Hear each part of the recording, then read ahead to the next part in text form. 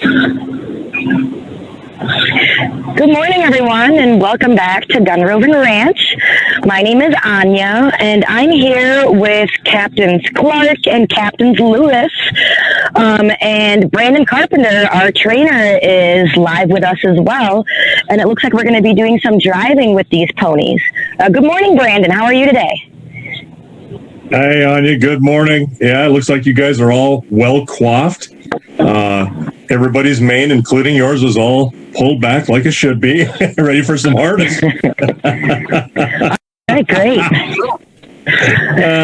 No, it's good. This is good to see. The ponies are more groomed than I am. There you go. Yeah, look at me. My grooming is very, very simple. It's called soap and water. Let it dry.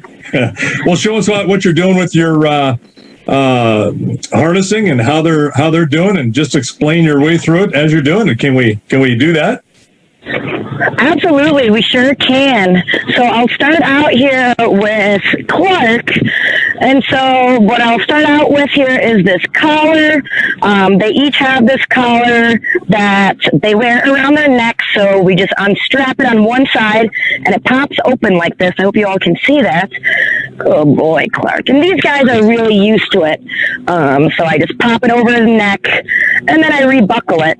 And so Brandon was telling me in one of our earlier sessions that actually for horses where the collar is big enough, you don't even have to unbuckle them. You can fit them right over their head and kind of slide it on. But for these guys, I still unbuckle it and rebuckle it once it's sitting on their necks. Yeah, their necks are pretty small. Their heads are small, but yeah, it's probably much faster where you're at the way you're doing it, isn't it? And it's kind of what I've gotten used to since that's, how you started me out. So I'm a creature of habit. I stick with what works. So next here, I have this whole harness. Oh, I'm sorry. Go ahead, Brandon. No, I was just going to say, we're all kind of creatures of habit, and it's tough to once you've done something and it works for you, it's like, oh, why would I want to do that if it's the same result? So that's totally normal. Exactly. I agree, and maybe that's part of becoming older. I feel like when I was younger, I was more flexible and adaptable, but as I'm getting older, I'm kind of stuck in my ways. Well, let's unstick you. So here I have this whole harness, and what I do is I pile it onto my arm in the order, in reverse order of how I'm going to put it on the pony. So that way I can now just move from the front to the back. So I've got the hames here, which are these metal bars. The hames sit on the collar, so I just set those on the collar. We always make sure we don't lean those on the horse's bareback. We want to, just because that metal, that can be a little uncomfortable. And then I can go through and just kind of let each piece fall off of my hand, off of my arm, onto the pony. And very quickly here, we see that it all just kind of falls in place super easily. And that's a trick, again, that Brandon taught me. So thank you for that, Brandon. It makes it so simple. If you store your harness in a proper order, you can pick it up off that hook, lay it onto your arm, go up to your horse, and then in reverse order, you drop all that right onto your horse. And now, the biggest part of the job is already done for me. Yeah, it looks like a lot of stuff to do, and it is, and it can be a tangled mess, but yeah, picking that up orderly, keeping it straight, it makes it short work to harness and unharness, and then hang it up like it should be, and it's minutes instead of many minutes to straighten something out. Absolutely. So now what I'm doing is, the hames sit on the rail here. There's a groove where they need to sit in. At the bottom here, there's this hames chain. In our case, it's not a chain, it's a strap that we use, and we really want to crank that to keep that. Excuse me. I think I just choked on a bug. So we really want to tighten that to make sure that hames sits well on that collar. And from there, I go ahead through here. I have that belly strap, which on these guys, because they lost a lot of weight over the last few years, it's a little looser than we'd like. But, this belly strap isn't like with a saddle horse. It doesn't need to be super tight because it's not holding a saddle or anything down. It's just kind of helping to keep everything in place. Yes, absolutely right. Now, one thing about And then that next year for Go ahead, Anya. I was going to say, so then we keep talking at the same time. I'm sorry about that. That's my fault. I keep wanting to interject there about that hame strap you talked about. That's so important to make sure that that is just as tight as you can get it, where it sits down in the groove behind the forewheel and the aft wheel of that collar, so that it doesn't pop off when you are in draft and when that horse is pushing into that collar or pulling the load. Absolutely. So, yeah, that's why I said, I'm really cranking that strap on the bottom. And I actually had that experience. I didn't have it tight enough. In one of our previous sessions, the pony split up and that hames popped right off the collar. So I learned the hard way that I wasn't tightening it enough. So now I really crank that sucker tight. Sometimes those little failures like that are what make you learn forever. Oh, yeah, absolutely.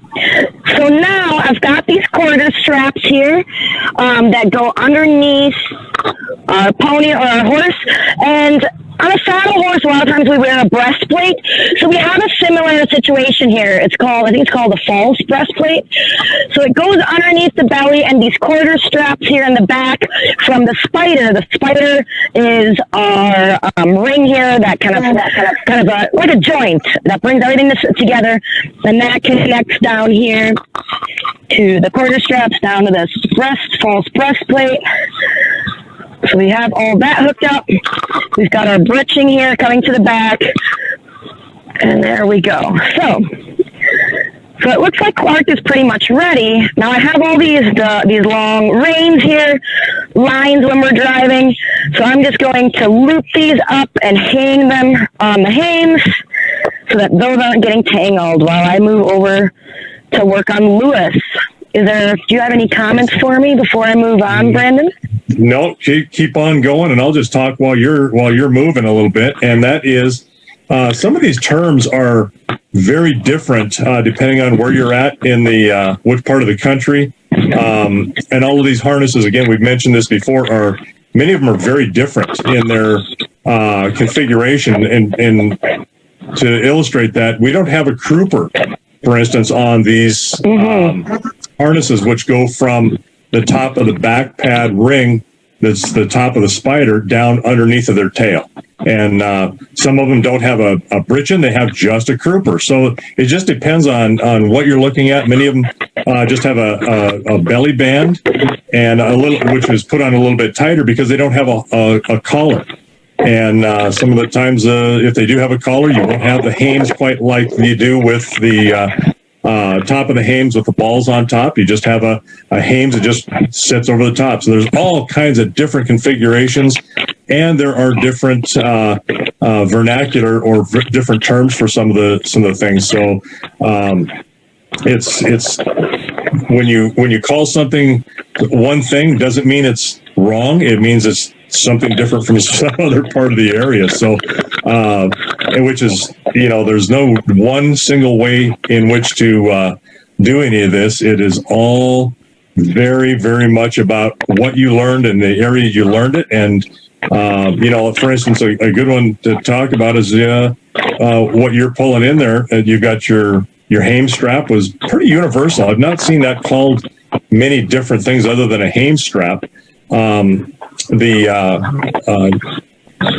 part that goes underneath between their front legs and up under above the belly band, sometimes you call that a pole strap, sometimes a breast martingale, a breast collar martingale. I mean, there's all kinds of different names for things, but they all do the same thing. It's basically to help provide some holdback against that collar when you're pulling on your quarter straps that are coming forward that you hooked in all under that ring under the belly. Absolutely. Now, pole strap, that's a new one. I have not heard that one. Yep, the pole strap. Well, we talked about that. It's almost like we're married. You didn't listen. I mean, I'm not going to deny that happened. Oh, fun. Yes. See, this is how we get to have fun with each other. This is good. Oh, it's so fun. Now, all right, I'm not walking away from you all. I'm just going to go grab their bridles and get them bridled up here. Yeah, there's a good spot. James is zeroing in on the strap for the traces. There's the chains that are hooked onto the spider there, or sometimes they're called a back loin strap that goes forward. Now the name is escaping me. The other one I'm used to, but anyway, that heel chain goes and attaches to the end of your trace, and that trace, you can see how it curves down, and then it's going through a loop. And that loop, I've always known it as a trace loop, and others another name for it. Yeah, that one right there with the spots on it. That loop right there is called a lazy strap by some people too. So another term that's okay. Just different. So. We're kind of hitting that and beating that to death, but it's so true that there are so many different types of names or different vernacular for it. That doesn't mean it's wrong. It's just a little bit different, and sometimes we're saying the same thing but speaking a different language. So, look at that. He's good. He's ready to go. He's a happy boy. What a good boy. And isn't this fun, Anya? Isn't this just a kick in the pants? Oh, it's so fun. And you had asked in an earlier conversation if I'd had the opportunity to take them out and practice a little bit, outside of our broadcast. And actually, I did yesterday. I got these boys hitched up, and Cherie, my coworker here at the ranch, she came along with me, and we took them for a jaunt down the road and into our winter pasture and drove around in there. And, we were just grinning and laughing. It's so fun. I am getting so hooked on this. Oh yeah, it is a kick in the pants, and I don't do it near enough, and I'm so busy right now in the middle of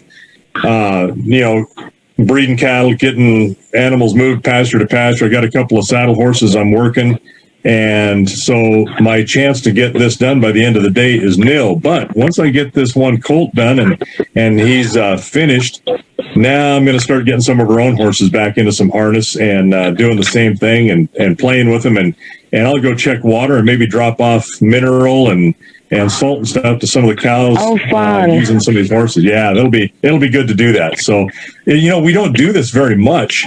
So when you get a chance to, it's fun and new and novel. And that for me, that new and novel just doesn't wear off. All right. Absolutely.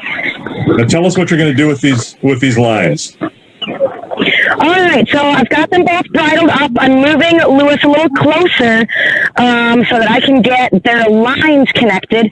And so this is something that was actually very new to me when I first started driving these guys, is learning how to connect the lines, or as we would call on a saddle horse, the reins. Because for this part, we actually connect the two ponies together. Come on, Lulu, move over.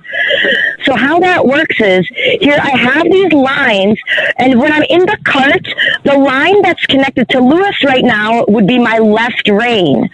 So how this works is, I have the lines right here. Right now they're still connected to the saddles. I'm going to connect the left side to Lewis's left bit. So here we go. I'm going to the left ring on his bit. And then now, here's the unique part. So the line that right now is connected to the right side of Lewis's harness, this line actually will go to the left ring on Clark's bit. So I'm still going through this loop right here. Hang on, let me get this ring out. Still going through this ring. I have a second ring here, and now I'm connecting it to Clark's ring, left side of his bit. So now, if I'm back here steering in the cart, if I pull on this line, it's going to put pressure on both of their left side of their bridles. So that's how I would turn them both left. And I'm going to do the same with the line here that's dangling on Clark right now, except now both of these are going to be connected to the rings on the right side of each pony's bit. That way, if I'm driving, this right here, this line will be in my right hand, this one in my left. So I pull on this left one, it's putting pressure on both ponies on their left side. This one's putting pressure on their right side. So that is how I can turn them, and they are moving in sync with each other. Very well explained. Very well explained. And those just cross, when they cross from one side to the other, that is your cross lines. And that goes through, you can either leave it where it is without anything, or you can see a little bit of a ring below Anya's hands that they... I don't know if you can see that here. I'm trying to pick it up. Yeah, she just put both of those. You'll be able to see it more once we get them hitched up. Yes. And then that ring that she just put her hand on, that she's going to show them how you go through that, that's called a terret, a rein terret. It's right at her elbow. Rein terret right here. And it goes through it, and that's on either one of those. Very good.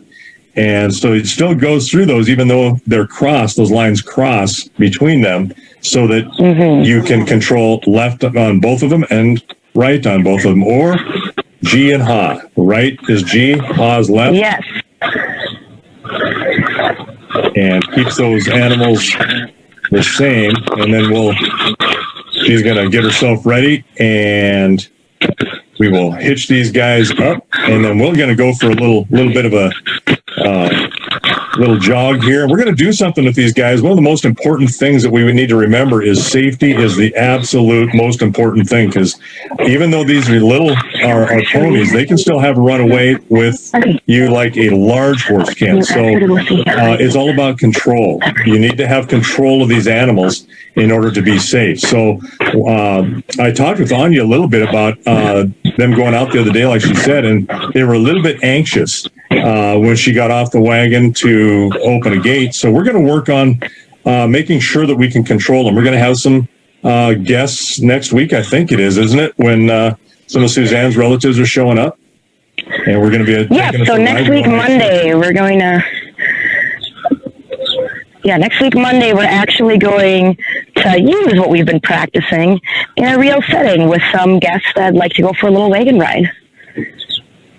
That will be fun. It's always fun to show somebody who's never done it before. That's what's a it's like going fishing, and it's fun to fish. But when you see somebody catch their first fish, that's a fun one too. All right, absolutely.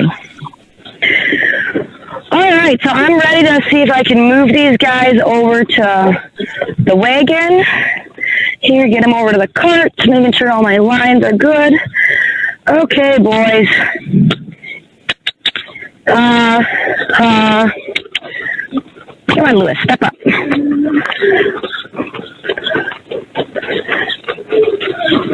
I'm going to take a big wide circle here.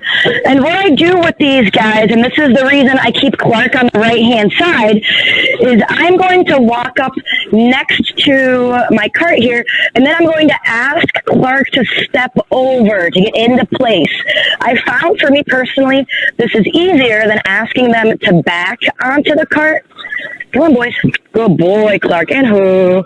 And who? And Lewis here has a hard time figuring out that he's supposed to move in, so I haven't figured out yet how to get him in there without me having to physically move him into place. But, it's a work in progress. I think they're better than their job than I am, but it's been pretty interesting.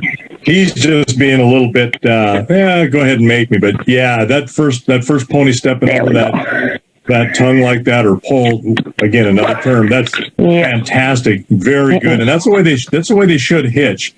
We want to make them back so that they have the discipline, but there's no reason they can't step over that as a pair like this. And the only thing I would have you do, see, I saw you had to really push on him to push him over, is when you do that, just use the fingertips. Just touch him and tap him and make him move. Yeah. I agree with that. I don't know why I wouldn't do that with him, because that's what I would do with a larger horse, have them give to the slight pressure. Well, I think it's probably size related. It's like, I can move this guy. Exactly, yeah. I can muscle them, so I didn't even consider treat them how I would a large horse that I can't muscle. Right, because they are the same. Look at her go. She's got the neck yoke hooked up. and she's pulling the heel. Those are heel chains she's hooking up off of each side. Yep, so these are the traces here that hook onto each single tree. Yes. Tuck these reins up here. Very nice. And we're taking some time on this one because we're going to back up a little bit. And we thought, you know what? Let's show you exactly what she can do with the harnessing and explain that again a little bit more in detail. And then we're going to do this. And we may not come back to this again. We won't maybe necessarily need to, but it just shows, look how quick she can do this on her own and doing a really good job. And the more you do it, of course, the faster and better you get at it. And now, absolutely, guess what? Now it's time for the fun. And she wasn't checking her Facebook status there. We're actually broadcasting through her cell phone so that we can hear. So for those that are going, geez, she can't take her hands off her cell phone. That's why it's not that. No, I apologize. I was making sure that's how I'm connected to the Zoom call and checking the time. I was more curious for myself. How long did it take me to get these guys hitched up? So yeah, how long was it? Did you note it? Yeah, so it was actually just over 15 minutes. Yep, and if you were not distracted by me talking and we're talking things over and explaining it, I'll bet you could have shaved another 3-4 minutes off of that.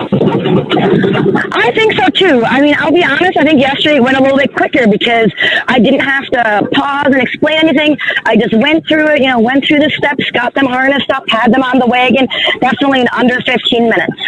Yep. No, that's very good. And really, this harnessing, I don't think is any different for these little guys, except that you can reach them a little easier. You don't have to reach as high, and the harness is a little lighter. So that will slow you down on a large couple of ponies put into a pair like this, but not bad. It's not bad at all. It's the same thing, just a little bit smaller and lighter and easier to reach. So now what we're going to do is just going to go around a little bit, and we're going to work on our control, right? Because we want to make sure that these guys can stop. How are they on their stopping? Yes.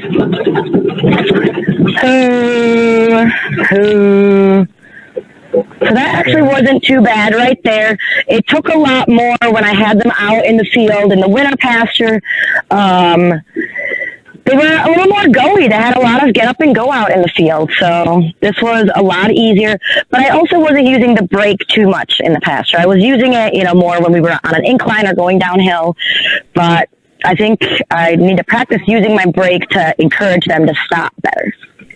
Yeah, by doing that, use it as a tool to have them move and then stop, but ask them to stop first, just as you would, or what I like to do with a normal saddle horse is I ask them with my voice, and then I will pull back on the rein, and then I will set my body down. And so the same thing here, I would ask them with my voice as you're asking them with the rein or your lines. And if they don't comply within about a second, count of 1,001, then start to apply your foot brake and make it harder for them to pull. And then they're going to go, oh, when she says, whoa, if we don't stop, then it's going to be harder to pull. We might as well stop.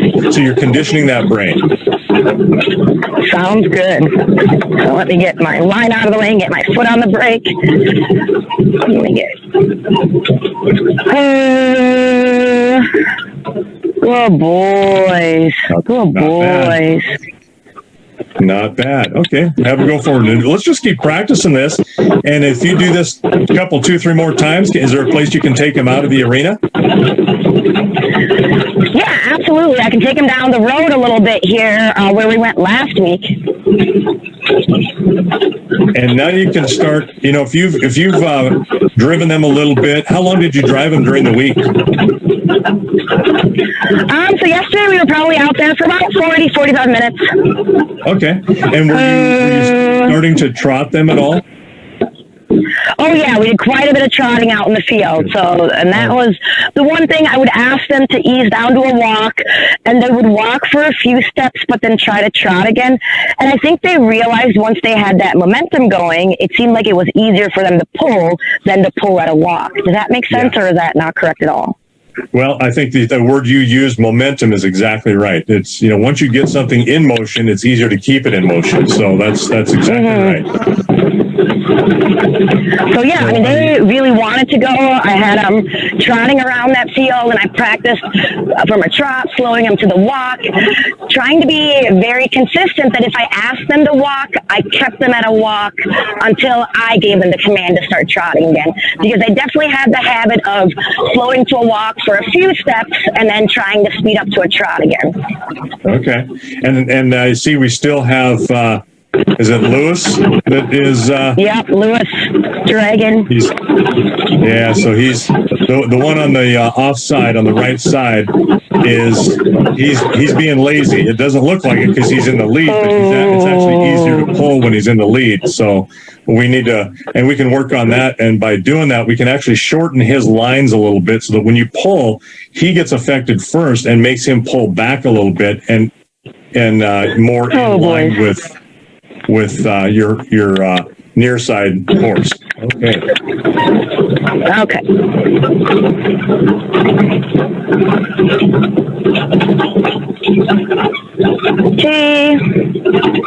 Gee, boys. There you go. Very good. And on those turns, it's a little deceptive in the camera. You're going to have one horse that's on that inside turn. He's going to be, ahead a little bit, just like on a track field. The one on the outside is going to lag. But when you pull out of that in the lead, then they should be even again. And you should I use my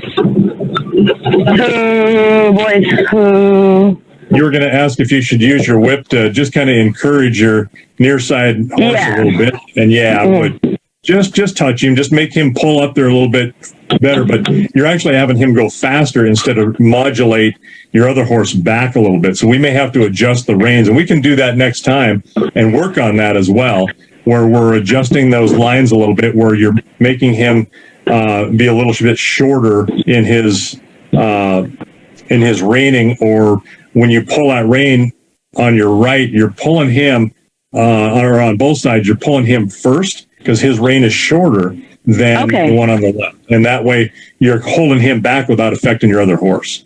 And that's why you should have some buckles. That would be great, because right now, if I'm trying to pull him back, it makes my pair here try to turn. Yes. So I think that would be a good idea to shorten his rein slightly. Yep, and we can look at that. You're going to have to shorten the one on both sides, or we'll have to adjust them because it's not intuitive either. You have to think about, okay, if I'm moving this one, I have to move this one. The crossover. Right. Yes. Well, let's give him a little. Do you feel like going a little speed there, and then pick him up into a trot, and then have him slow down like you were doing? Because I think that slowing to a walk is very, very good, and then to a stop. You don't need to be going with a sudden stop on that wagon, because then you're going to shift all that weight and momentum. It's always better to do it controlled. Not that they can't do that, but it's always better when you've got passengers to keep things way, way controlled. Yeah. Gee, boys. All right. Come on, boys. Good boys. Lewis is still flagging there. And walk. Easy, good boys. Gee. And who. Good boys. Good boys. Oh, using that brake has definitely helped. I tell them, I give them the rein, and shortly after, I don't compress the brakes fully, but I definitely start adding pressure to it, and it does get them, I think they've already started picking up that they need to slow down faster. Very good. Yes. Yeah. And being controlled on that brake is really good, because you're going to make them pull hard, and they're going to start resisting that. And so that's very, very good. Okay. All right. We're going to change the direction here. Anya, you're doing great. Very, very good. Oh, thank you, Brandon. I mean, I'm just having a ball here. This is great. You know, isn't it amazing some of the fun things you get to do and get paid for it? Yeah, absolutely. I think that every day. I can't believe how fortunate I am that this is my job. Boys. Good boys. Good boys. So if you feel inclined, you can go ahead and donate your wages to me. I mean, if it's that fun, Easy and walk. Good boys. You know, I wish I was in a position to do that. Unfortunately, I have bills to pay. Good boys. No, just walk. Easy, boys. Good. And you're probably watching. Now let's go. Yeah, see how that inside, that horse on the left, or your near side, for those that are watching, was a little bit ahead in that turn. He's lagging behind. Yeah. And he's on a turn, so they're going to do that. But it's on those straightaways we want him even. It looks like you got him pretty even right now. I'm trying my best. It's still a bit tricky. Keep it going. Good. Nice. I like that. A little higher speed. Good turn into that. Nice little pass. And walk. And walk. Very good. Good boys. Good boys. Keep it going, Lulu. And hoo. All right. Good boys. Such good boys. All right. I love this. And I've got my co-pilot here. And yeah, I saw that. We need to put some spots on him and make him a Dalmatian. I know she told him to load up, and he knew exactly where to go. He's all about this also. Well, hey, let's do this. Let's finish up. We're about done. Or she, sorry. Let's can you go out and run down the road and trot them down? And then this time, let's trot them all the way down, turn them around, and trot them back and in. And I think we're going to be about done. Okay. We've used up all of our time, and I'm sure you're going to probably take them out a little bit later or throughout the week and condition them a little bit. Okay. They look fantastic. It almost looks to me like their hips are a little fuller. It looks like they're starting to gain a little weight with maybe some exercise. Yeah, so I've been, making sure to take it nice and easy with them and slowly build them up, get some conditioning in there, hoping to build up that muscle. And I've also adjusted their diet to compensate for this extra work that they're doing. So I'm hoping that'll help them build up that muscle a little bit. Good boys. Oh, Shiver already loaded back up. She knows it's time to go for another little jaunt here. I wish I was with her. I'd be happy to sit back there. What the heck? And I like how Anya took the lines and she tied them up onto that dashboard just through the iron there, and just to kind of keep those lines out of the way. And she I was trying to keep those ponies from doing what they want to do and taking off. But this is really good. I like it. You're doing great. And what I'd like to see you do is go ahead and trot them all the way up without stopping. And then on the way back, I'll tell you when I want you to stop, but we'll go up, because normally we don't trot these horses or run them going home right off the bat. You certainly don't with a saddle horse. And same. Oh, nice. Look at them. They're moving together nicely. Very good. And so good boy. They're a little more even. Yeah, they're getting there. They're figuring it out. I think. Well, maybe I'm figuring it out. Clark is still a little bit in the lead, but it's not bad. You're getting there. So what we like to do is have them be controlled, and that's what we're going to work on. We're going to trot them back. Anya's going to go all the way up to that turnaround where we really can't see her too well, but we'll know which way she's turning by the command she gives them. And then on the way back, when we can see her, we're going to have you trotting them back, and then let's take them down to a stop as quickly as you can, in a controlled manner. We'll see how they stop.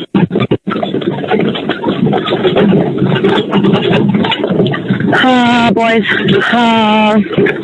And for those that have been watching, that is a left turn. She turned him around to the left. Yes, I sure did. All right, boys, let's go. Good boy. Pick you up. All right, I should be coming back into view in just a moment here. I'm coming out from behind the trees shortly. There, we see you. See that movement there? And then when we get about midway there, when you get to about the front of that car that's parked off to the side there, now we're in full view. And we're going to get past this tree. Now, at your leisure, let's go ahead and stop those guys. From a trot into a stop? Into a stop, yep. Let's go ahead and boys. Oh, boys. Very good. Good boys. Nice. Good boys. Very nice. So what we're conditioning for there is that in case these guys run away. Now we earlier we said let's just nice, slow, controlled from a trot to and a walk. But we also want these guys to go from a run to a stop, and so that and this is nothing more than just to test their control, and that was pretty darn good, not bad at all. And they're separating when they're back. They're getting a little antsy, and who? Yep. And again, they're wanting to go home, and this is part of the issue that we can make happen. They go, oh, we want to keep going, and so we need to stop, make them stand, just like you're doing. Just talk to them, tell them, good boys. And good boys, oh, easy. Yeah, praise them when they're doing what you want. They're backing up. You're not doing this. That's them, right? That's them, yes. Yes, correct. No. So, and then he's pushing. Walk up and who. So is that correct? So when I saw Clark was kind of trying to step sideways and kicking at his strap there, so I asked him to just take a step forward to straighten him out and then asked him to stop again. Was that okay, or how should I handle that if he's fidgety? Yes, that's what I would have done as well, Anya, because he was almost trying to pick up and step his leg over that trace. And you don't want him, you want him in between those traces. And so how are you going to straighten his hind end out? That's exactly how. Just drive him a little forward. And he knows what he's doing. Okay, good boys. They're just being a little bit antsy. So now that they've stood and they're really fairly quiet, now we can move them off. And let's go ahead and take them home. And then you can put them away for the day. Good boys. All right. Thank you so much, Brandon. Absolutely. No, and I say when you can put them away from the date, actually, we're just kind of done with our portion of this, and I think Suzanne and I will be visiting here in a moment, but you're probably going to take them out again, I would imagine, and play some more or continue now, and that's awesome. That's great. Keep it up. You're doing great, and your intuition about what to do is right. One of the things we can do wonderful. Thank you so much, Brandon. Oh, yeah. We got to work on one thing also with them, I see. When we back up, or when they back up, they want to split apart. We may need to work on that. We can do that with a little bit of a short piece of rope and help them out to stay a little bit more disciplined together. Yeah, absolutely. And that is something that I'm giving them the wrong cues, but I do struggle with that when they stand still or when they back up, they kind of split apart, and I'm not really sure what to do at that point in time. Yeah, I think that's one of the things we'll work on, and we'll get to that. It's going to be a little trick that we'll try later on, but we'll do that next time. And I'm not sure if Suzanne is ready. Maybe James, our technical director here, makes all of this happen behind the scenes. If he can tell us whether we're ready or not. All right, great. Thank you so much. Have a great day, everyone. Thanks, Anya. Good job. Bye-bye, everybody.